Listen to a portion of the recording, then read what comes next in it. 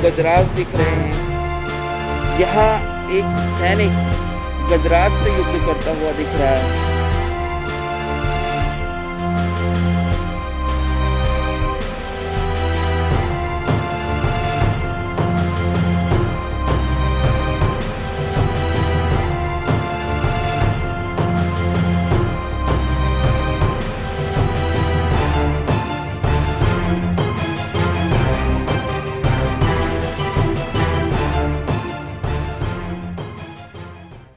तारीख है 13, दिन है मंगलवार का, महीना है जुलाई का, समय हो चुका है दोपहर का।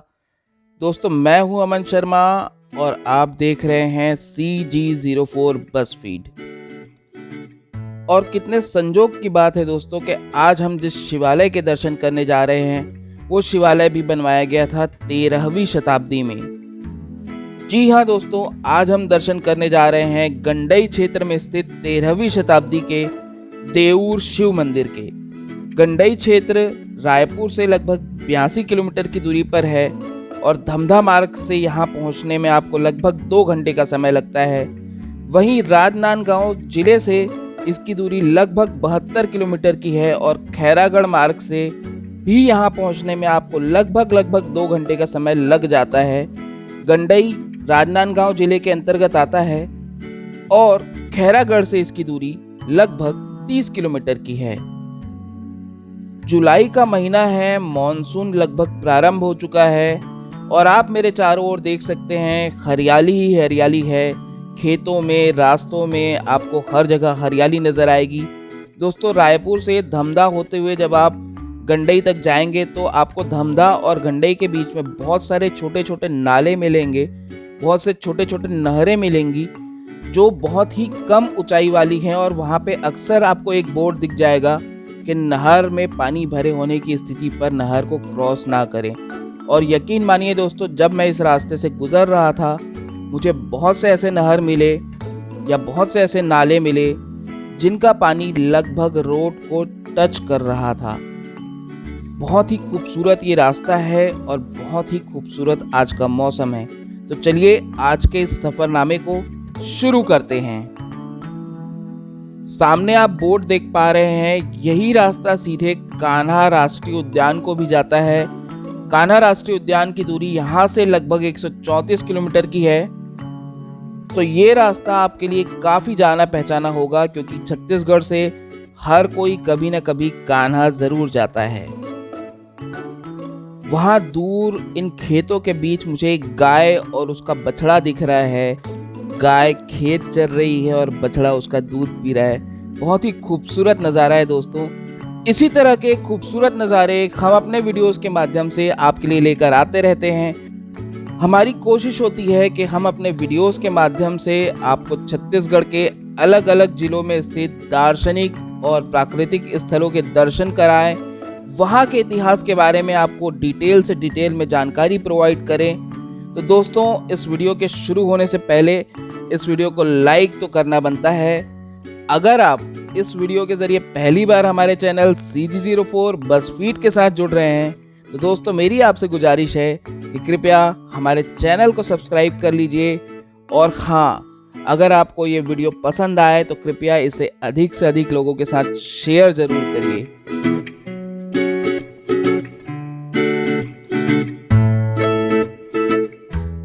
ये जो सामने आपको बोर्ड दिख रहा है ये गंडई का बोर्ड है। हम लोग गंडई पहुंच चुके हैं और दोस्तों ये है गंडई का मुख्य चौराहा। यहाँ आपको जल, पान, भोजन इत्यादि की व्यवस्थाएं मिल जाएंगी। अक्सर यहाँ पे दर्शनार्थी रुका करते हैं क्योंकि यहाँ से बहुत सारे दार्शनिक स्थल बहुत ही नजदीक हैं। ये रास्ता कवर्धा जाता है जहाँ भूरम देव के दर्शन कर सकते हैं। ये रास्ता दुर्ग धमधा की ओर जाता है। ये रास्ता बैताल रानी घाट की ओर जाता है जहां से आप कान्हा राष्ट्रीय उद्यान भी जा सकते हैं। मुख्य चौराहे पे ही स्थित इन दुकानों में आपको श्रीफल, फल, अगरबत्ती इत्यादि पूजा के सामग्री मिल जाएंगे।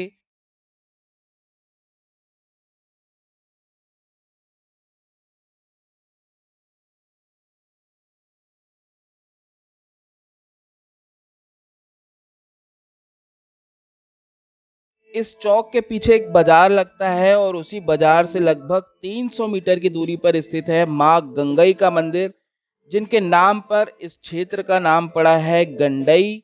तो चलिए दोस्तों, सबसे पहले दर्शन करते हैं माँ गंगई के। दोस्तों, इस वक्त समय लगभग दोपहर के 3 बजे का हो रहा है और किसी भी मंदिर के दर्शन करने के लिए बहुत ही ऑड टाइमिंग है। इसी वजह से इस वक्त मंदिर के पट बंद हैं, क्योंकि अक्सर मंदिरों का पट सुबह और शाम खुलता है। दोपहर का जो समय होता है वो भगवान के विश्राम का समय होता है। तो अभी हम माँ गंगई के बाहर से ही दर्शन कर लेते हैं और यहाँ दोबारा एक बार ज़रूर आएंगे और विस्तार से जानेंगे कितना प्राचीन है माँ गंगई का ये मंदिर और क्या है यहाँ की गाथा। चलिए अब चलते हैं देऊर शिवालय के दर्शन करने के लिए, जो माँ गंगई के मंदिर से लगभग 1 से 1.5 किलोमीटर की दूरी पर स्थित है। दोस्तों, इसके पहले कि हम मंदिर प्रांगण के अंदर चलें और मंदिर के दर्शन करें, मैं आपको बता दूं कि एक समय में गंडई को प्राचीन इमारतों वाला क्षेत्र माना जाता था। जब इस क्षेत्र में खुदाई हुई थी तो यहाँ बहुत सी प्राचीन इमारतें और मंदिरों के अवशेष मिले थे, बहुत सी मूर्तियाँ मिली थी। हालांकि वर्तमान समय में सिर्फ गंडई के देऊर शिवालय का यह स्मारक ही एक शेष रह गया है, बाकी सारी इमारतें नष्ट हो चुकी हैं। और इस मंदिर प्रांगण में मिली मूर्तियों को रायपुर के गुरु घासीदास संग्रहालय में संजो कर रखा गया है। चलिए अंदर चलते हैं और दर्शन करते हैं भगवान शिव के इस 13वीं शताब्दी में बने शिवालय के, जिसे कहा जाता है देऊर शिवालय। यह स्मारक भी पुरातत्व विभाग के संरक्षण में है और इस स्मारक के 200 मीटर के क्षेत्र में किसी भी प्रकार की खुदाई इत्यादि करना मना है, किसी भी प्रकार का निर्माण करना मना है। ये जो आप मेरे सामने देख रहे हैं ये मंदिर का पिछला हिस्सा है और यहाँ से जलहरी का पानी बाहर आता है। नीचे आप देख सकते हैं एक माता की मूर्ति है और इस मंदिर की दीवारों पर भी भोरमदेव और खजुराहो की तरह ही अलग अलग प्रकार की कलाकृतियाँ बनाई गई हैं। अक्सर लोग इन कलाकृतियों को राजमहल के नृत्यांगनाओं की कलाकृति या कामशास्त्र की कलाकृति समझ लेते हैं, लेकिन दोस्तों अगर आप ध्यान से देखेंगे तो यहाँ पे एक राजा युद्ध करता हुआ नजर आएगा, किसी कलाकृति में कोई घुड़सवार है, किसी कलाकृति में 2 सैनिक युद्ध कर रहे हैं, तो कहीं 2 गजधारक आपस में युद्ध कर रहे हैं। दोस्तों, ये सारी कलाकृतियाँ बताती हैं कि हमारा इतिहास कितना महान था। बिना किसी उन्नत औजार के इतने छोटे छोटे पत्थरों पर इतनी बारीक कलाकृतियाँ बनाना अपने आप में कितना महान कार्य था और हमारे कारीगर और हमारे कारीगरों की सोच कितनी ज़्यादा उन्नत थी। ध्यान से देखिए इन मूर्तियों को, इन कलाकृतियों को। इतने छोटे छोटे पत्थरों पर कितनी बारीकी से काम किया गया है। अगर आप इन्हें देखते चले जाएं, एक सीक्वेंस में अगर आप इन्हें देखते चले जाएं, तो मानो उस काल की पूरी एक फिल्म आपकी आंखों के सामने चलने लगेगी। चलिए अब मंदिर के अगले हिस्से में चलते हैं और दर्शन करते हैं इस मंदिर के गर्भगृह के।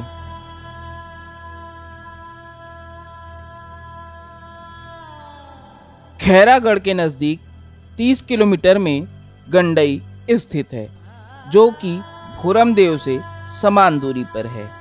यहाँ पर कवर्धा के फणिनाग कालीन 13वीं शताब्दी ईस्वी का शिव मंदिर है। इस शिव मंदिर को स्थानीय भाषा में देऊर शिव मंदिर भी कहा जाता है। त्रिरथ शैली में बना यह भव्य मंदिर फणिनाग कालीन वास्तु विन्यास और मूर्ति निर्माण की समृद्ध परंपरा का जीवंत उदाहरण है। गंडई से कुछ दूरी पर घटियारी गांव में शिव मंदिर के भग्नावशेष हैं। इस मंदिर में मंडप, अंतराल और गर्भगृह निर्मित हैं। यह पंचायतन शैली का है। यहाँ से प्राप्त नटराज तथा त्रिपुरांतक शिव की मूर्ति अत्यंत आकर्षक है। इसके अतिरिक्त अंधकासुर वध मूर्ति एवं अन्य अवशेष भी कलात्मक हैं। कटियारी के समीप ही कटंगी गांव में भी 12वीं शताब्दी के भग्नावशेष स्थित हैं।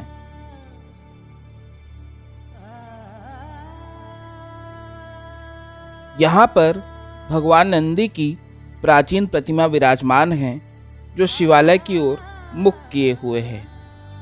यह पूरा प्रांगण हालांकि पुरातत्व विभाग द्वारा संरक्षित है, किंतु आसपास के बच्चे इस प्रांगण में आपको खेलते हुए नजर आ जाएंगे। मंदिर के मंडप अर्थात मुख्य द्वार पर भी आपको बहुत सी खूबसूरत कलाकृतियां नजर आएंगी। ढोलक, मृदंग और अन्य वाद्य यंत्र बजाते हुए संगीतकार, नृत्य करती हुई नृत्यंगनाएं, तो कहीं जल देवियां और कहीं वन देवियों की मूर्तियां इस मंडप पर खूबसूरती से बनाई गई हैं।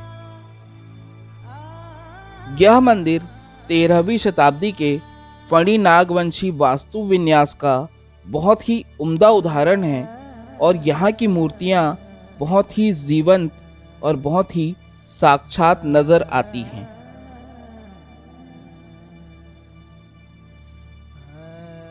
मंदिर के गर्भगृह में कुछ मूर्तियों के अवशेष आज भी विराजमान हैं, जो इस मंदिर प्रांगण और आसपास की खुदाई से प्राप्त हुए हैं।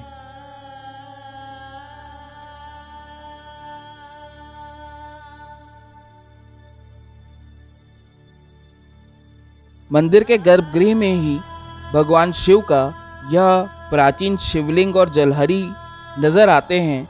हालांकि यह कहना मुश्किल है कि यही प्राचीन शिवलिंग है या फिर यहाँ से प्राचीन शिवलिंग को किसी संग्रहालय आदि में स्थानांतरित कर दिया गया है। तो दोस्तों, ये था गंडई के देऊर शिवालय का सफरनामा। अगर आपको ये वीडियो पसंद आया हो तो कृपया इस वीडियो को लाइक कर दें, अधिक से अधिक लोगों के साथ शेयर कर दें, फेसबुक में, व्हाट्सएप पे, इंस्टाग्राम पे।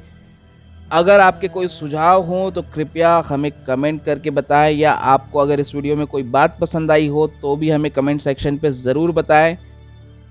और हाँ दोस्तों, अगर आप पहली बार इस वीडियो के ज़रिए हमारे चैनल CG04 बसफीड के साथ जुड़ रहे हैं तो मेरी आपसे गुजारिश है कि कृपया इस चैनल को सब्सक्राइब कर लीजिए और जल्दी से नोटिफिकेशन का बेल दबा दीजिए, क्योंकि हम इसी तरह से छत्तीसगढ़ के प्राचीन दार्शनिक स्थलों के खूबसूरत वीडियोस आपके लिए लेकर आते रहते हैं, जिन वीडियोस के माध्यम से हमारी कोशिश होती है कि हम उस स्थान की, इतिहास की आपको संपूर्ण जानकारी दे पाएँ।